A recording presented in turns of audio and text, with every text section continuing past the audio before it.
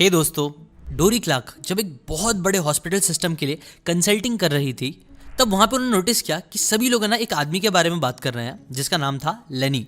ना ये जो लेनी था ना, उसे उस हॉस्पिटल में एज अ कम्युनिकेशन डायरेक्टर एकदम नई नई जॉब मिली थी। पर इंटरेस्टिंग बात ये नहीं थी। इंटरेस्टिंग बात ये थी कि लेनी उसी हॉस्पिटल में इससे पहले तक एक नर्स का जॉब करता था, और एक नर्स से डायरेक्टली कम्युनिकेशन का डायरेक्टर बन जाना, ऐसा प्रमोशन मिल जाना, ये बहुत ही अजीब करियर चेंज था। ये चीज़ ऑब्वियसली बहुत क्यूरोसिटी पैदा करने वाली चीज़ थी। इसलिए ऑथर को भी ये लगा कि ये कैसे हुआ, क्यों हुआ एग्जैक्टली। इसलिए वो लेनी के पास उनसे मिलने गई, और जब उन्होंने उनसे पूछा कि तुम नर्स से डायरेक्टली कम्युनिकेशन मैनेजर कैसे बन गए, तो लेनी ने उनको बताया कि वो हमेशा से ही ना टेक्नोलॉजी और इनोवेशंस के लिए बहुत ही ज़्यादा पैशनेट थे। इसीलिए जब भी उनको फ्री टाइम मिलता था तो वो फ्री टाइम में टाइम पास करने के बजाय कोडिंग सीखते थे, वो भी अपना पैसा इन्वेस्ट करके। और ऐसे ही कर करके उन्होंने कुछ ऐप्स डेवलप कर लिए थे, जिसकी फिर उन्होंने मार्केटिंग करना भी शुरू कर दिया था। ना ये सारी चीज़ों में वो ठीक ठाक परफॉर्म कर रहे थे। और ये उस टाइम की बात बता रहे हैं जब स्मार्टफोन्स, ऐप्स, सोशल मीडिया, ये सब कुछ बहुत नया नया था। ना ये सारी चीज़ जब लेनी कर रहे थे ना, तो इसके बारे में उनके बॉस को पता चल गया, जिसके ऊपर बॉस ने लेनी को बुला लिया ऑफिस में। ना स्टार्टिंग में ऑब्वियसली उनको डर लगा कि कहीं वो कोई गलती तो नहीं कर रहे हैं, पर ऐसा नहीं था। बॉस ने लेनी से कहा कि मैंने सुना है कि तुम ऐप्स वगैरह डेवलप कर रहे हो, उसकी मार्केट कर रहे हो, हमें भी हमारे हॉस्पिटल के लिए कोई सोशल मीडिया हैंडल करने वाला चाहिए, और मुझे लगता है कि तुम ये कर सकते हो। और जब उनके सामने ये ऑफर आया तो लेनी ने खुशी खुशी इस ऑफर को एक्सेप्ट किया, जिसकी वजह से लेनी एक सीधा साधा नर्स के बजाय सीधा कम्युनिकेशन का डायरेक्टर बन गया। अब देखो, बात ये थी ना कि लेनी के बॉस ने उनके बनाए हुए ऐप्स को देखा नहीं था कि वो ऐप्स कितना अच्छा परफॉर्म कर रहे हैं। उन्होंने बस उनका नाम सुना हुआ था कि कैसे जो लेनी है ना, वो बहुत ही ज़्यादा वैल्यू ऐड करने वाला इंसान है। वो वैल्यू प्रोवाइड करता है और बहुत काम करता है, मेहनती है, हार्ड वर्किंग है। और इसी चीज़ की वजह से आप बोल सकते हो उनका स्ट्रॉन्ग पर्सनल ब्रांड बन चुका था, जिसकी वजह से ही उन्हें ये सडन जंप मिला इन टर्म्स ऑफ मनी और स्टेटस। और ये तो चलो सक्सेस की बात हो गई। फेलियर के थ्रू भी कैसे आपको कई सारी अपॉर्चुनिटीज़ मिल सकती है, उसके ऊपर भी एक स्टोरी है जो ऑथर ने रीइन्वेंटिंग यू इस बुक में शेयर करी है, जो मैं आपको आगे बताऊंगा। बट उससे पहले समझते हैं हम कि पर्सनल ब्रांडिंग होती क्या है, वो इतनी ज़्यादा पावरफुल क्यों है। ना ये जो स्टोरी आपने पहले देखी, वो दिखाती है कि अगर आपका एक स्ट्रॉन्ग पर्सनल ब्रांड बन जाएगा तो आपको कितना फ़ायदा दे सकता है, कैसे आपको फ्यूचर प्रूफ और फ्यूचर रेडी कर सकता है। ऐसी मैं एक और आपके साथ स्टोरी तो शेयर करूंगा, बट उससे पहले चलो जान लेते हैं कि पर्सनल ब्रांड एक्चुअली होता क्या है। तो एक तरफ होता है पर्सनल ब्रांड और एक होता है नॉर्मल ब्रांड। इन दोनों में फ़र्क क्या होता है आपको पता है?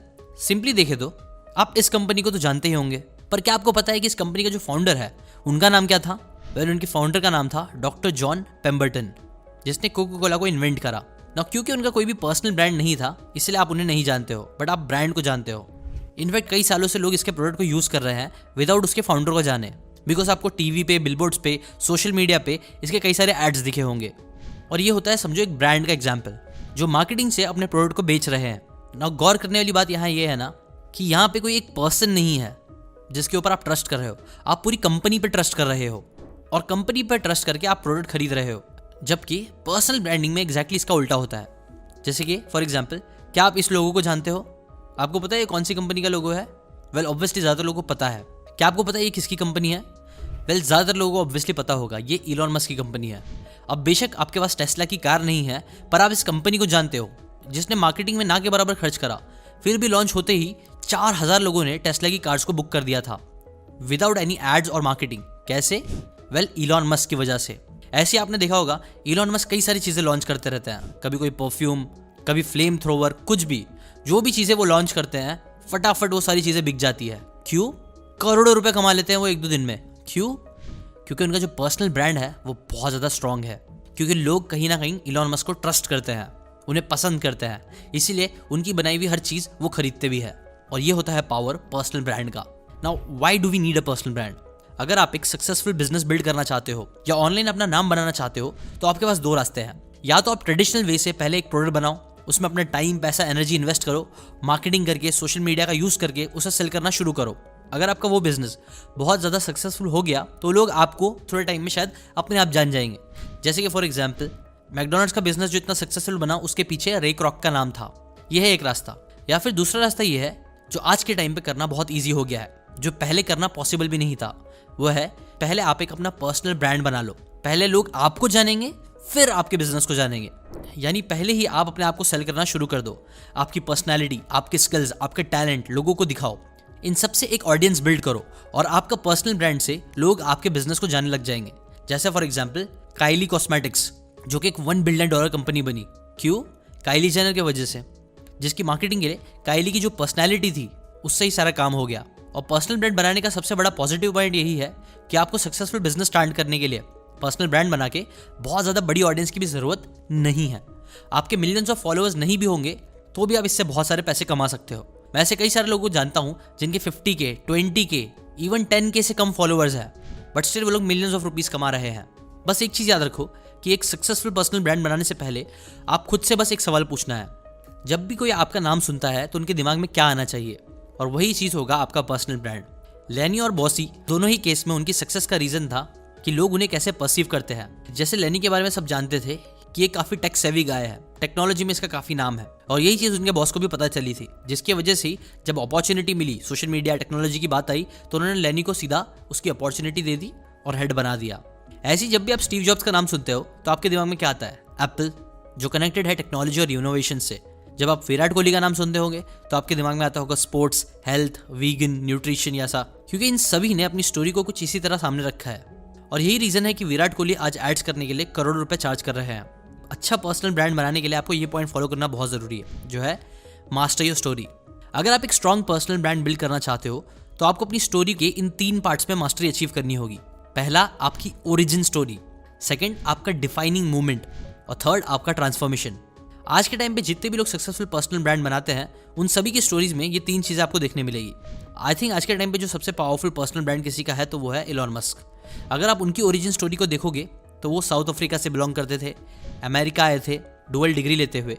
ये कुछ हुई उनकी बेसिक ओरिजिन स्टोरी, और जब पेपल बना के उसे उन्होंने जब मिलियंस में सेल किया तब वो मिलियनर बन गए। ये हो गया उनका डिफाइनिंग मोमेंट। और लास्ट, जब उन्होंने अपनी सारी सेविंग स्पेसएक्स और टेस्ला में डाली, जहां उन्होंने स्पेसएक्स को बिल्ड करा और टेस्ला को बंद होते होते बचाया, तो ये कहीं ना कहीं बहुत ट्रांसफॉर्मेटिव था, जिसके बाद ही वो दुनिया के रिचेस्ट इंसान बन गए। इसलिए अगर आपको भी ऐसे ही कुछ स्ट्रॉन्ग पर्सनल ब्रांड बनाना है तो इन 3 चीज़ों पर ज़रूर फोकस करो, जिससे एक अच्छी स्टोरी बनेगी। और उसके बाद यूज़ करो ये 3x3 मेथड। देखो, जब आप ये फिगर आउट कर लोगे कि आपको अपना पर्सनल ब्रांड किस टाइप का बनाना है, तब आपको उसको बिल्ड करने में 3x3 मेथड यूज़ करना पड़ेगा। नाउ क्या है ये 3x3 मेथड? वेल, आपको अपनी 3 वैल्यूज़ लेनी है और अपने कंटेंट के 3 पिलर्स लेने हैं। और जब भी आप कंटेंट क्रिएट करो, चाहे वो कोई वीडियो बनाओ, सोशल मीडिया पे पोस्ट करो, कुछ भी करो, तो आपको अपनी 3 वैल्यूज़ और 3 कंटेंट पिलर्स पे फोकस करना है और इसे 3x3 की चीज़ों के अराउंड रिवॉल्व करना है। जैसे हर ब्रांड आपकी वैल्यू शेयर करता है। नाइकी कहता है जस्ट डू इट, आप करो, हम आपके साथ हैं। एप्पल कहता है थिंक डिफरेंट, और वो अपने हर प्रोडक्ट में इस वैल्यू को डालने की कोशिश करते हैं, जो उनके प्रोडक्ट को बाकियों से बहुत अलग बनाता है। डिज्नी कहता है टू मेक पीपल हैप्पी, और उनकी सारी मूवीज़ आप नोटिस करना, कार्टून सब बहुत हैप्पी वाइब्स देते हैं और उसकी सब हैप्पी एंडिंग्स होती है। आपने शायद ही कोई डिज्नी की मूवी देखी होगी जिसकी एंडिंग हैप्पी ना हो। इसी तरह आपको भी अपने कुछ वैल्यूज़ को लेना है और उसके अराउंड ही कंटेंट बनाना है। जैसे फॉर एग्जांपल मेरी वैल्यूज़ है like humility, loyalty, collaborations, toughness, altruism. तो इनमें से अगर 3 वैल्यूज़ को सिर्फ मैं कंसिडर करूँ तो ह्यूमिलिटी बहुत ज़रूरी है मेरे लिए, लॉयल्टी बहुत ज़रूरी है और कोलैबोरेशंस बहुत ज़रूरी है। तो इन वैल्यूज़ के साथ मैं अपने 3 कंटेंट पिलर्स, जो कि है समझो बुक्स, जहाँ मैं ह्यूमिलिटी के साथ दूसरों की बातें सीखता हूँ, कंटेंट क्रिएशन, जहाँ मैं लॉयली लोगों के साथ वो सारी बातों को शेयर करता हूँ, और कोलैबोरेशंस, टफनेस आप बोल सकते हो, वो है एंटरप्रेन्योरशिप के बारे में बातें करना। बिकॉज मुझे लगता है यहाँ पे सबसे ज़्यादा टफनेस और कोलैबोरेशन की ज़रूरत पड़ती है। तो आपको देखना ये सारी चीज़ें आपको हमेशा मिलेगी मेरे कंटेंट के थ्रू। मैं हमेशा लोगों को बुक्स रीड करने के लिए, दूसरों से सीखने के लिए एनकरेज करता हूँ दूसरों को, जो कहीं ना कहीं ह्यूमिलिटी होती है। मैं एंटरप्रेन्योरशिप को बहुत फेवर करता हूँ बिकॉज मैं कोलैबोरेशन में बिलीव करता हूँ। प्लस मेरे वैल्यूज़ में सेल्फ रिलायंट भी एक बहुत आता है। इसीलिए मैं आप लोगों को भी देखो पैसिव इनकम कमाना, बिजनेस, फाइनेंशियल फ्रीडम, ये सब चीज़ के बारे में बात बताता रहता हूँ। बिकॉज मुझे लगता है कि ये सारी चीज़ें सच में आपको बहुत ज़्यादा लाइफ में वैल्यू ऐड कर सकती है, आपकी लाइफ को कंप्लीटली बदल सकती है। और इसी के आसपास इसलिए मैं कंटेंट बनाता रहता हूँ। बस यही 3:3 ऐसे ही आप भी 3 वैल्यूज़ और 3 कंटेंट पिलर्स अपने चुन लो और इनको इंस्टाग्राम, यूट्यूब, फेसबुक, हर जगह पे यही सारी चीज़ें डालते रहो, एक मैजिक पिल के साथ, जैसे बोलते हैं कंसिस्टेंसी। और बस आप एक स्ट्रॉन्ग पर्सनल ब्रांड बना लोगे। धीरे धीरे से ही, टाइम लगेगा, बट एक ना एक दिन आपका स्ट्रॉन्ग पर्सनल ब्रांड बन ही जाएगा। जाते जाते मैं आपके साथ एक और स्टोरी शेयर करना चाहूँगा जो पर्सनल ब्रांड के पावर को बताती है, विथ फेलियर नॉट सक्सेस। जैसे कि बोसी डार नाम के एक आदमी थे जो सर्बिया में पैदा हुए थे, पर फिर वो यूएस में रहते थे, जहाँ वो बहुत ही सक्सेसफुल लाइफ जी रहे थे एज एन साइंस एग्जीक्यूटिव। उस टाइम पे उनको भी ऐप्स बहुत ही इंटरेस्टिंग लगते थे, इसलिए उन्होंने ऐप्स डेवलप करना सीखा, अपना टाइम लगाया, पैसे इन्वेस्ट किए और लिटरली $1000s इन्वेस्ट करे एक ऐसी ऐप बनाने में जो किसी के काम का नहीं साबित हुआ, जो कि पूरा फेलियर हुआ। तब ये टाइम में उन्हें रियलाइज़ हुआ कि ऐसा ज़रूरी नहीं कि उन्हें कोई नई सी चीज़ बनानी है, बल्कि उन्हें खुद ये देखना होगा कि वो कौन सी चीज़ में अच्छे हैं, जिससे वो लोगों के एक्चुअल प्रॉब्लम्स को सॉल्व कर सकते हैं या उनकी लाइफ को इम्प्रूव कर सकते हैं।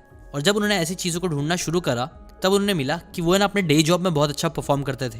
वो इस कॉर्पोरेट लैडर में बहुत ही तेज़ी से आगे बढ़ रहे थे।